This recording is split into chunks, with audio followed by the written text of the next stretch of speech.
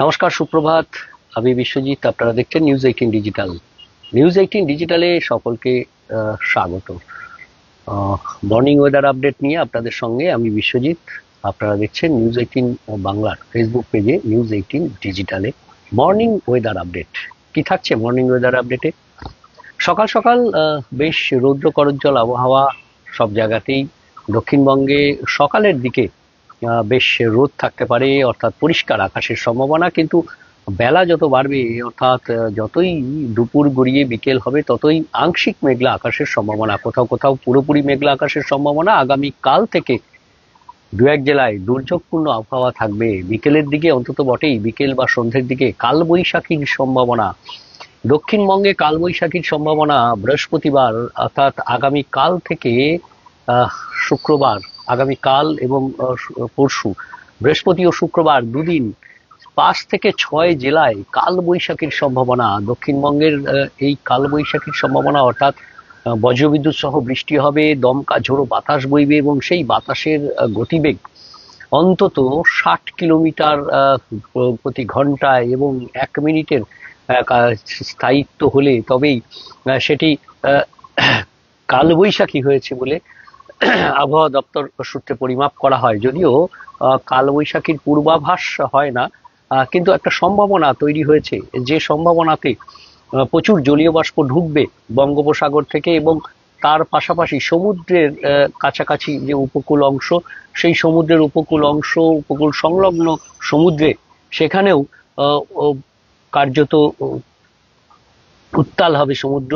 50 থেকে 60 কিলোমিটার গতিবেগে সমুদ্রে ঝোড়ো হাওয়া বইবে, আর তার ফলে সমুদ্রে 20 এবং 21শে মার্চ এই দুদিন, 20 এবং 21শে মার্চ অর্থাৎ আগামী কাল এবং আগামী পরশু এই দুদিন সমুদ্রে যেতে মৎস্যজীবীদের পশ্চিমবঙ্গের উপকূলে নিষেধ করা হয়েছে। কারণ দীঘা থেকে বকখালি সমুদ্রের উপকূল সংলগ্ন এলাকা, সেখানে সমুদ্র উত্তাল হবে, 50 থেকে 60 কিলোমিটার বেগে ঝোড়ো হাওয়া বইবে। তাই মৎস্যজীবী বন্ধুদের উপদেশ দিয়েছে আলিপুর আবহাওয়া দপ্তর যে সমুদ্রে যেতে এই দুদিন, অর্থাৎ বৃহস্পতি ও শুক্রবার সমুদ্রে যেতে নিষেধ করা হচ্ছে। সমুদ্রে বিপত্তি ঘটতে পারে।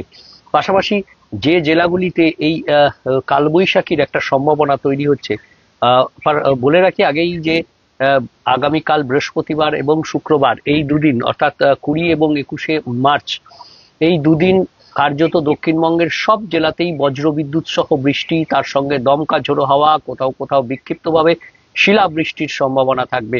কিন্তু এর মধ্যে বাঁকুড়া, ঝাড়গ্রাম, পশ্চিম মেদিনীপুর, হাওড়া, হুগলি, দক্ষিণ 24 পরগনা, এই জেলাগুলিতে সম্ভাবনা থাকবে কালবৈশাখীর।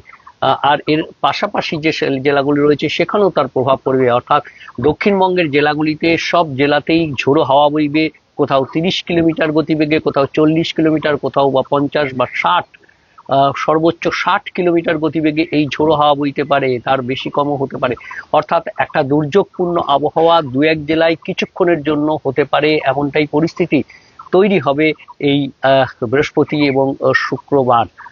তবে এর রেশ চলবে রবিবার পর্যন্ত, এর রেশ চলবে, অর্থাৎ বজ্রবিদ্যুৎ সহ বৃষ্টি এবং দমকা ঝোড়ো বাতাস এই পরিস্থিতি থাকবে দক্ষিণবঙ্গের জেলাগুলির জন্য। রবিবার পর্যন্ত এই সতর্কবার্তা থাকছে। তবে সব থেকে বেশি সতর্কবার্তা বৃহস্পতি এবং শুক্রবার এই দুদিনই 5 থেকে 6 জেলায় কালবৈশাখীর মতো পরিস্থিতি তৈরি হতে পারে, শিলাবৃষ্টি হতে পারে, বিক্ষিপ্তভাবে বজ্রবিদ্যুৎ সহ বৃষ্টি ও দমকা ঝোড়ো বাতাস বইবে দক্ষিণবঙ্গ জুড়েই। তবে এই সম্ভাবনা কার্যত বিকেল বা সন্ধে বা রাতের দিকে হতে পারে, এমনটাই সম্ভাবনা বেশি থাকে, এমনটা আবহাওয়া বিজ্ঞানীদের মত। এ তো গেল দক্ষিণবঙ্গের কথা। উত্তরবঙ্গের কথায় আসি। উত্তরবঙ্গেও কিন্তু শুক্রবার সব জেলাতেই বৃষ্টি এবং দমকা ঝোড়ো বাতাস 30 থেকে 40 কিলোমিটার হতে পারে, অর্থাৎ দার্জিলিং থেকে একেবারে মালদা পর্যন্ত সব জেলাতেই শুক্রবার বৃষ্টি হতে পারে। শুক্রবার থেকে শনিবার, রবিবার পর্যন্ত এই বৃষ্টির রেশ বা বজ্রবিদ্যুৎ সহ বৃষ্টি, তার সঙ্গে বিক্ষিপ্তভাবে শিলাবৃষ্টি এবং দমকা ঝোড়ো বাতাস বইতে পারে। অর্থাৎ উত্তর এবং দক্ষিণবঙ্গ দুই বঙ্গেই দমকা ঝোড়ো বাতাস, বৃষ্টি ও শিলাবৃষ্টি এবং দক্ষিণবঙ্গের ক্ষেত্রে কালবৈশাখীর সম্ভাবনা থাকছে। উত্তরবঙ্গে ঝোড়ো হাওয়ার গতিবেগ অতটা বেশি না থাকলেও শিলাবৃষ্টির একটা সম্ভাবনা থাকছে। তাহলে আগামী রবিবার পর্যন্ত আবহাওয়ার আপডেটেই সঙ্গে থাকবেন, দেখতে থাকবেন নিউজ 18 ডিজিটাল, সব খবর সঠিকভাবে সবার আগে। ধন্যবাদ।